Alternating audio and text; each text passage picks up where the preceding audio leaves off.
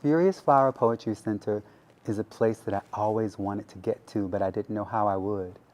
So my first knowledge of it came in 2019 with the first Legacy seminar for Lucille Clifton, which I was to attend, but for various reasons could not. And so I was really sad during my MFA program. I was studying at Virginia Tech with Nikki Giovanni and Lucinda Roy and Fred DeGar and all those great poets down there. And my dear friend Gina Chandler Smith, who is a scholar but a dear friend and lover of poetry.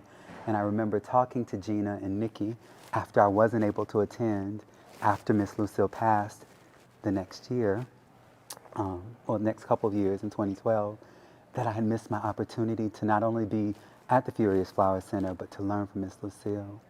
And so that was the beginning of what I thought would be the missed opportunity. But as is the case of, I think, divine fate and the infinite kindness and wisdom and empathy that is Joanne Gavin, she found me.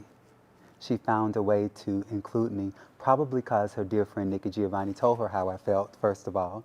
They'll never tell that story, right? They never give the background on how they're looking out for you, because that's what good forebears and mothers and intercessors do for their intellectual and creative children.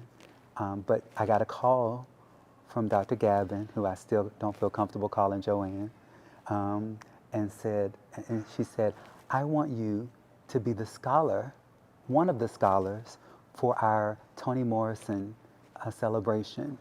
And I said, Dr. Gavin, I can't do that. Dr. Gavin, I can't.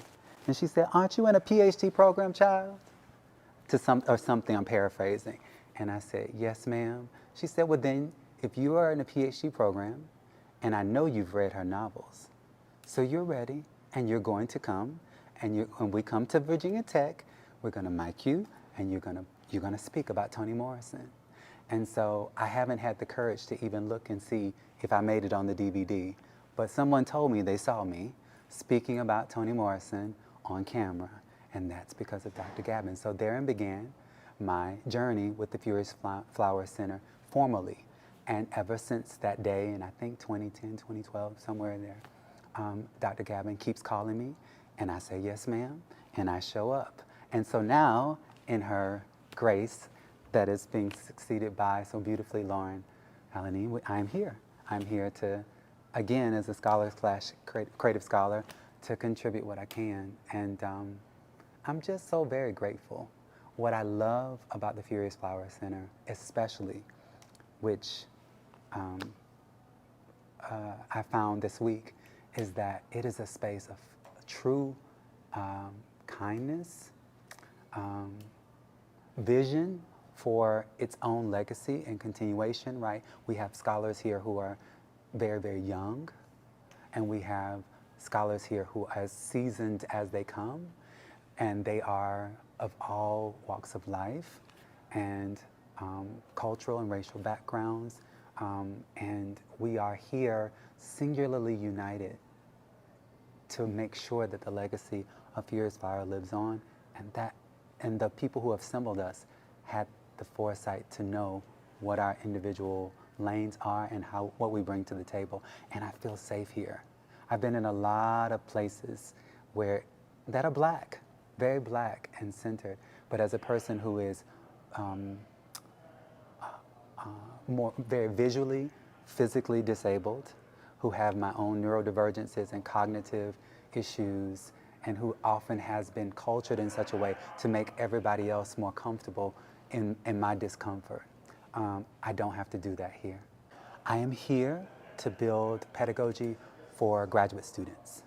So I'm in a group with Maida Dewitt Jones and Damaris B. Hill and Tyree Day and the wondrous Dana A. Williams, and we have been working hard and are beginning to put together in this last couple of days some work that I'm most excited about that will help graduate students have the very difficult and necessary conversations that we're entangled with in the 21st century.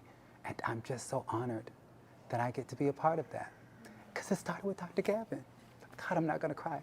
It started with Dr. Gavin, who said, this is what you're supposed to do, you know, and that you're still a poet. You are a poet, you know, and bring both of those sensibilities together.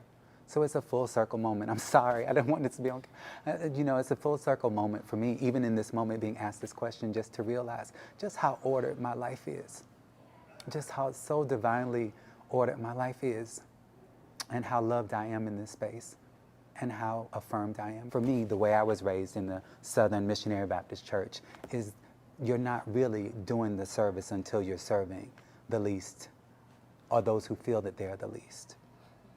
And I know what that feels like, not because of what people in my original family told me, but the world can do that to black folks, especially academe, especially in this moment. If we are not careful, and if we fall prey to what the world wants us to do, which is not what's happening here at Furious Flower, but if we're not careful as scholars and as artists, and if we don't do the hard work of making sure that love is at the core of the center of the work we do, we too will fall prey to looking externally such that we can't be present with one another and do the hard work that we know we're called to do.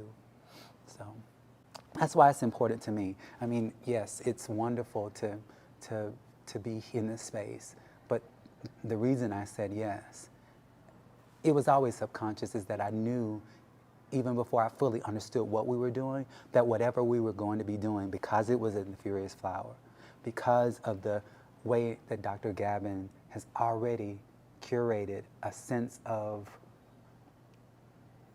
capturing, creating a repository for creating a home for African American poetry that inspired Kaveh Khanum, that inspired The Watering Hole, that inspired everything that has come since 1994. I knew that I wanted to be a part of making sure that everything that I am, the disabled, the queer, the multi-ethnic black, is galvanized and represented, because it's on the pages of the anthologies. It's there in the subtext. But now we're in a moment where we have the opportunity to really lift up and curate and provide resources for so many different people who don't feel seen, who always, when they find our work, our unapologetically black work, our always already queer work, our always already marked as other disabled work, that from whatever racial background, for whatever level of ability, for whatever gender identity, whether it even be non-binary, just talking about that at the table, there's a space for you in black poetry. And this is your home.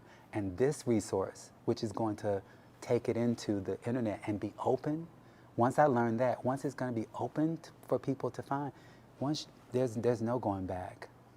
There's no going back. There's no undoing that. That's the beauty of it. It will live forever.